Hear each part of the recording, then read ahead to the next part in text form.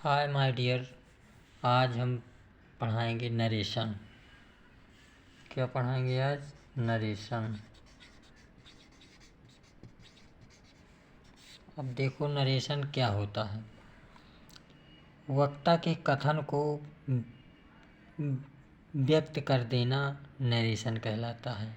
Means कह सकते हैं कि वक्ता के कथन को ही नरेशन कहते हैं। क्या कह सकते हैं? वक्ता के कथन को नरेशन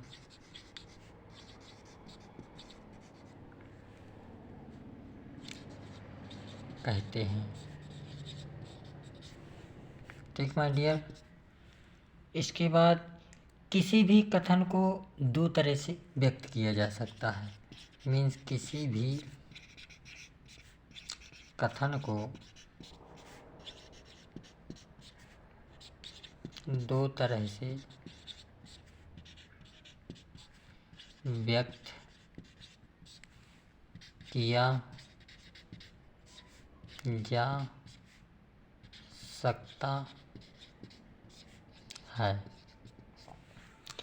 वो कौन कौन से हैं? नंबर फर्स्ट, एक होता है डायरेक्ट, एक होता है इनडायरेक्ट।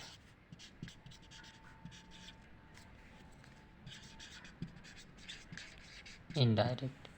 अब माय डियर, डायरेक्ट क्या होता है, इनडायरेक्ट क्या होता है? तो डायरेक्ट को हम कह सकते हैं कि जब वक्ता अपनी बात को ज्यों का त्यों व्यक्त कर दे तो उसे डायरेक्ट स्पीच या डायरेक्ट नरेशन कह सकते हैं। मीन्स कहने का मतलब डायरेक्ट नरेशन या स्पीच कह सकते हैं, इसको स्पीच भी कह देते हैं। अभी क्या होता है मित्र?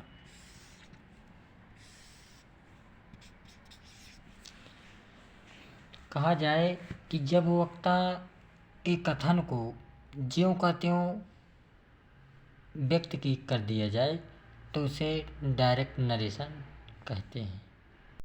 मीन्स कहने का मतलब कि डायरेक्ट नरेशन क्या होता है? जब वक्ता के कथन को ज्यों का त्यों व्यक्त कर दिया जाए तो उसे डायरेक्ट नरेशन कहा जाता है।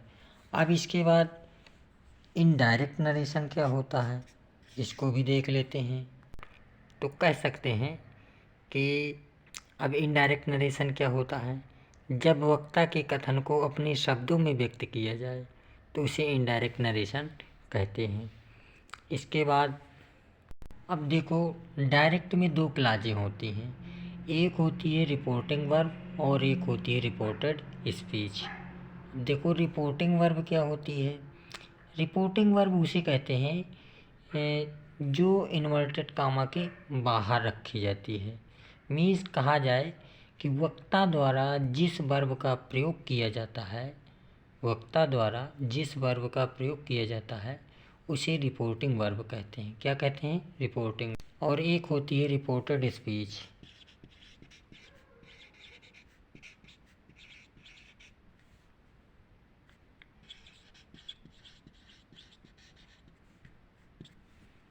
अब रिपोर्टेड स्पीच क्या होती है? इसे इन्वर्टेड कामा के भीतर रखा जाता है। और जैसे कह दिया जाए, एग्जाम्पल तौर पर जैसे कह दिया जाए, Ram said, comma inverted comma,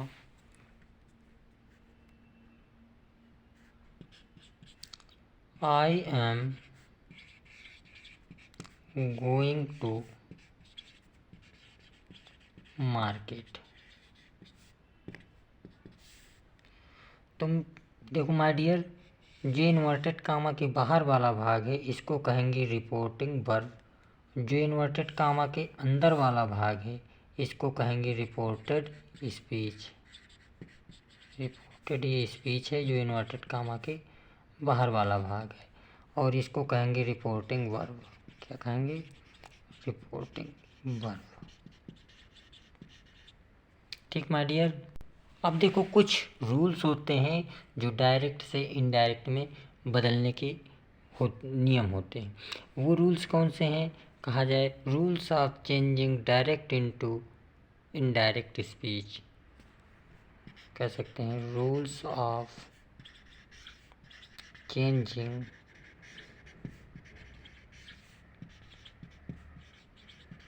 direct into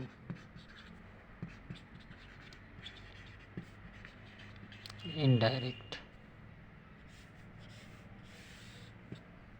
अब वो कौन कौन से रूल होते हैं, उन रूल को आइए देखते हैं। रूल नंबर फर्स्ट है रिपोर्टिंग वर्ब में परिवर्तन करना।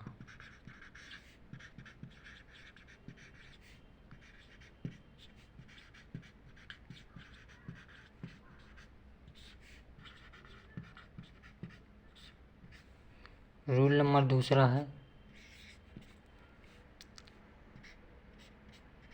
इन्वर्टेड कॉमा में परिवर्तन करना।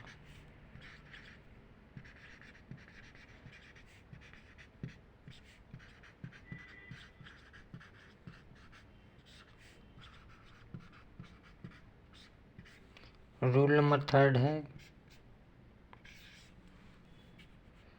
प्रोनाउन में परिवर्तन करना।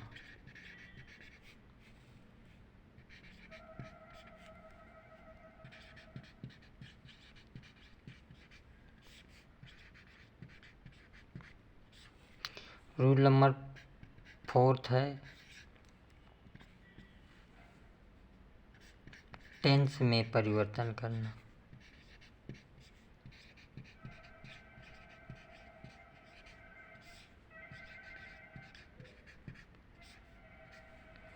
रूल नंबर फिफ्थ है समीप सूचक शब्दों को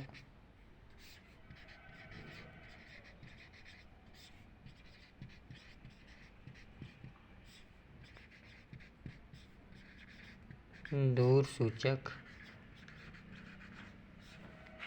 शब्दों में बदलना। तो ये आपके 5 नियम हैं जो डायरेक्ट से इनडायरेक्ट में बदलने के लिए बहुत ही इम्पॉर्टेंट हैं। इनको अब चलो आप समझते हैं। अब समझेंगे पहले टाइप्स ऑफ सेंटेंस, वाक्यों के प्रकार, कितने प्रकार से हम डायरेक्ट से इनडायरेक्ट में वाक्य को चेंज कर सकते हैं। Types of sentence.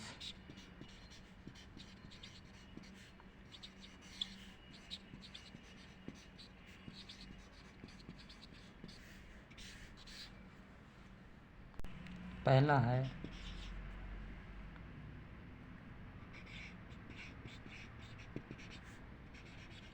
अफर्मेटिव या असर्टिव सेंटेंस।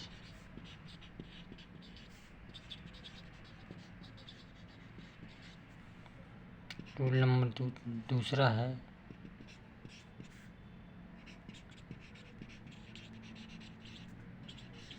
Interrogative sentence.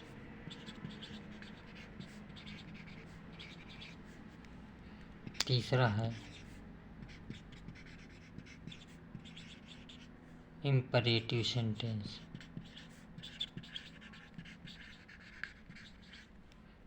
चौथा है ऑप्टेटिव सेंटेंस।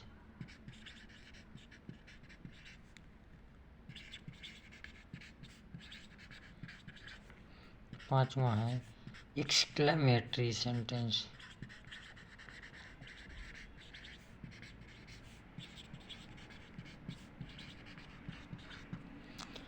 अब ये 5 सेंटेंस में हम आज पढ़ेंगे अफर्मेटिव सेंटेंस। अफर्मेटिव सेंटेंस के डायरेक्ट नरेशन को इनडायरेक्ट में कैसे बदलते हैं, उन्हीं 5 रूल्स को हम फॉलो करेंगे।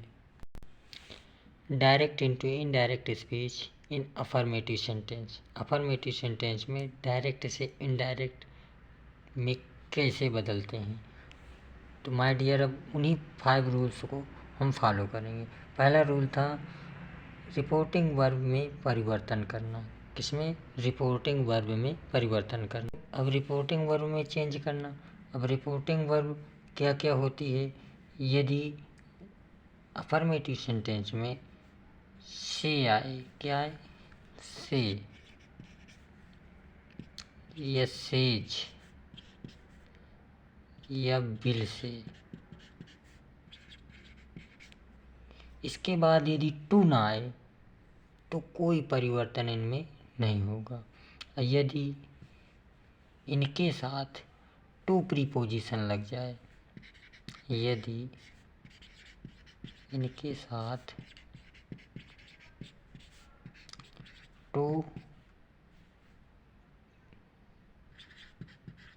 लगा हो तो क्रमशः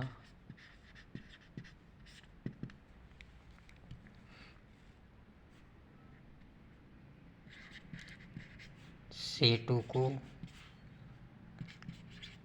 टेल, सेज टू को टेल्स, सैड टू को टोल्ड में बदल देते हैं।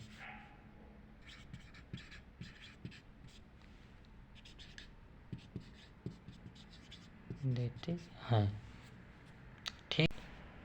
इसके बाद दूसरा नियम था इन्वर्टेड कामा में परिवर्तन करना। दूसरा था इन्वर्टेड कामा में परिवर्तन करना। तो इन्वर्टेड कामा हटाने के लिए हम दैट कंजक्शन का प्रयोग करते हैं। किसका? दैट का प्रयोग। नंबर तीसरा हम नियम बताए थे प्रोनाउंस में परिवर्तन करना।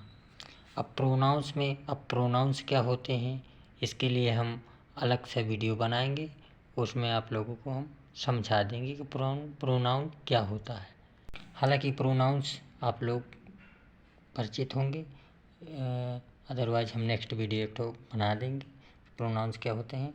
अब प्रोनाउंस में देखो क्या होता है, आप लोगों ने एक फार्मूला पढ़ा होगा, बहुत दिनों से पढ़ते चले आ रहे हैं, ना पढ़ा हो तो हम बता दे रहे हैं क्या होता है। SON फर्स्ट, सेकेंड, थर्ड, ये आप लोगों ने फार्मूला एक पढ़ा होगा, ना पढ़ा हो तो समझ लो। फर्स्ट मीन्स प्रोनाउन जो होते हैं, प्रोनाउंस में थ्री पर्सन होते हैं, वो first, second, third. Means first person का जो प्रोनाउन यदि आएगा रिपोर्टेड स्पीच के, फर्स्ट पर्सन का प्रोनाउन रिपोर्टिंग वर्ब के सब्जेक्ट के अनुसार बदलेगा। किसके अनुसार? सब्जेक्ट के अनुसार। और सेकेंड पर्सन का प्रोनाउन रिपोर्टिंग वर्ब के ऑब्जेक्ट के अनुसार, कर्म के अनुसार चेंज होगा। और जो थर्ड पर्सन के प्रोनाउन होते हैं वो नो चेंज होते हैं, कोई बदलाव नहीं होता है। इसके बाद नेक्स्ट रूल है टेंस में परिवर्तन करना। टेंस में परिवर्तन करना, चेंजेज। अब देखो टेंस में परिवर्तन, जितना भी आपका प्रेजेंट टेंस होता है वो पास्ट टेंस में ट्रांसफ़र हो जाता है जब इनडायरेक्ट में चेंज करते हैं। मीन्स इस प्रकार से बदलाव होंगे। इस तरह से टेंसों में परिवर्तन होते हैं। प्रेजेंट इंडेफिनिट पास्ट इंडेफिनिट में, present continuous past continuous, present perfect past perfect tense में, present perfect continuous past perfect continuous, past indefinite tense past perfect tense में, और past continuous tense past perfect continuous tense, इनमें बदलाव होते हैं।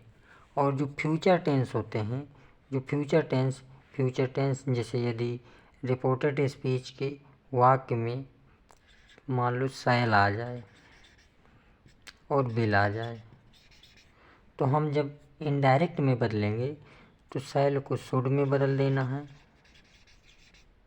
And will को good में बदल देना है। बस इतने ही बदलाव होते हैं। इसके बाद नेक्स्ट रूल हम लिखे थे, समीक सूचक शब्दों को दूर सूचक शब्दों में चेंज करना। तो देखो समीक सूचक शब्द है, ये दूर सूचक शब्द है। मीन्स यदि डायरेक्ट दिए गए डायरेक्ट के वाक्य में, डायरेक्ट स्पीच के वाक्य में यदि नाउ आ जाए, क्या आ जाए, नाउ, तो इनडायरेक्ट में बदलने के लिए हम देन का प्रयोग करेंगे, क्या, देन लगाएंगे। यदि आ जाए टुडे, क्या आ जाए, टुडे, टुडे मीन्स आज, तो दैट डे में बदल देंगे, क्या बदल देंगे, दैट डे। यदि आ जाए हेंस, तो इसको देंस में बदल देंगे। यदि आ जाए दिस, तो इसको दैट में बदलेंगे। यदि आ जाए दीज, तो इसको दोज में बदल देंगे। यदि आ जाए स्टरडे, तो इसको the previous day.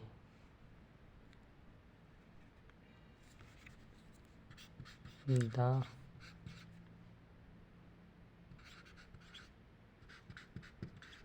Previous day. यदि टुमारो आ जाए,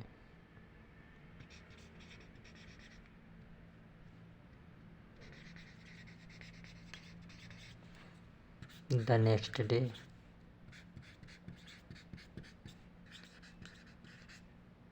इस तरह से हम जो है समीक सूचक शब्दों को दूर सूचक शब्दों में ट्रांसफ़र कर देते हैं। ओके, समझ में आया। अब शेष एग्जाम्पल की सहायता से समझते हैं। मान लीजिए कह दिया जाए, एग्जाम्पल दे दिया जाए, जैसे आ जाए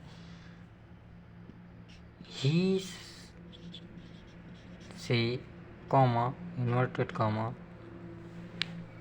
I am reading a book now, I am reading a book now. यानी ही सेज आएगा, क्या, ही सेज कॉमन नोटेड का I am a reading book, I am reading book now.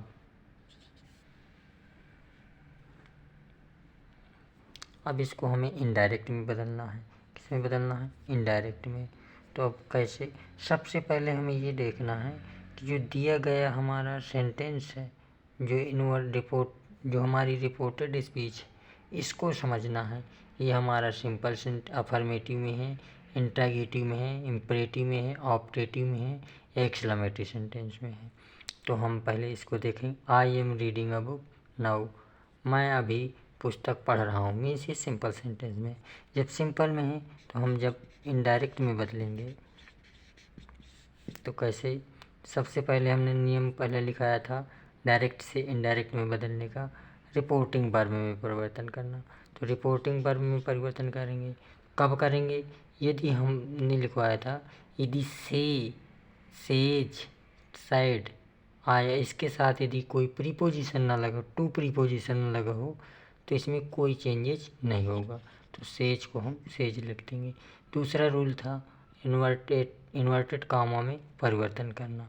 Inverted comma हटाने के लिए हम दैट कंजक्शन का प्रयोग करते हैं। इसके बाद तीसरा रूल था प्रोनाउंस में परिवर्तन। अब प्रोनाउंस में परिवर्तन, अब देखो, अब ये प्रोनाउन आई कौन से पर्सन का प्रोनाउन है, फर्स्ट पर्सन का प्रोनाउन है। जब फर्स्ट पर्सन का प्रोनाउन है तो मैंने लिखवाया था SON, क्या लिखवाया था, SON, first second third,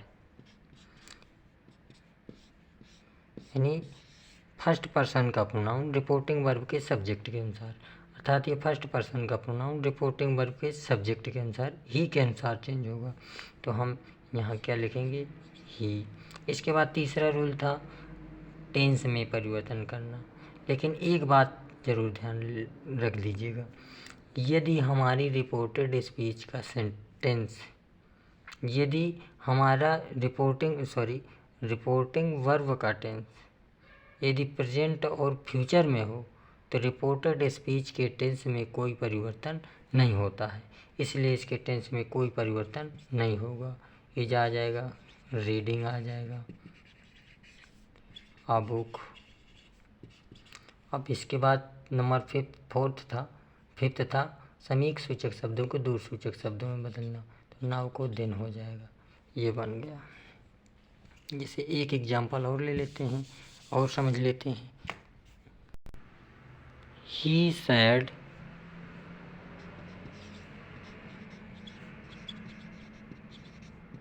comma inverted comma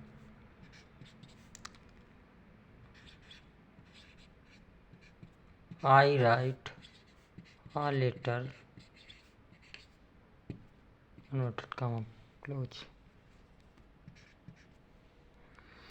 अब देखो, अब इसमें फिर आएंगे, इसको इनडायरेक्ट में बदलेंगे, पढ़ रहे हैं हम सिंपल सेंटेंस का है। तो देखो सैट के साथ कोई प्रीपोजिशन का प्रयोग नहीं है, और हमारी जो रिपोर्टेड स्पीच है ये अफर्मेटिव सेंटेंस की। जब अफर्मेटिव सेंटेंस की है तो सैट को सैड ही लिख देंगे। इन्वर्टेड कॉमा हटाने के लिए दैट कंजक्शन का प्रयोग करेंगे। प्रोनाउंस में परिवर्तन, फर्स्ट पर्सन का प्रोनाउन है, रिपोर्टिंग वर्ब के सब्जेक्ट के अनुसार ही के अनुसार चेंज होगा या ही आएगा। टेंस में परिवर्तन, अब देखते हैं कि ये रिपोर्टिंग वर्ब का टेंस, हम रिपोर्टिंग वर्ब की जो वर्ब है ये हमारी प्रेजेंट की है कि फ्यूचर की कि पास्ट की है। तो ये हमारी पास्ट की है, तो यहाँ इसके टेंस में परिवर्तन होगा, अर्थात ये हमारा जो रिपोर्टेड स्पीच का सेंटेंस है ये हमारा प्रेजेंट इंडेफिनिट का है, तो पास्ट इंडेफिनिट में तो राइट की सेकेंड फॉर्म रोट हो जाती है, रोट अ लेटर। ठीक, अब मैं आशा करता हूँ कि आप लोग समझ पा रहे होंगे। अब काफ़ी ये वीडियो लेंदी हो रहा है, इसलिए हम यहीं पे स्टॉप कर देंगे। Okay, good bye, take care, thank you, like and subscribe of this video. Okay.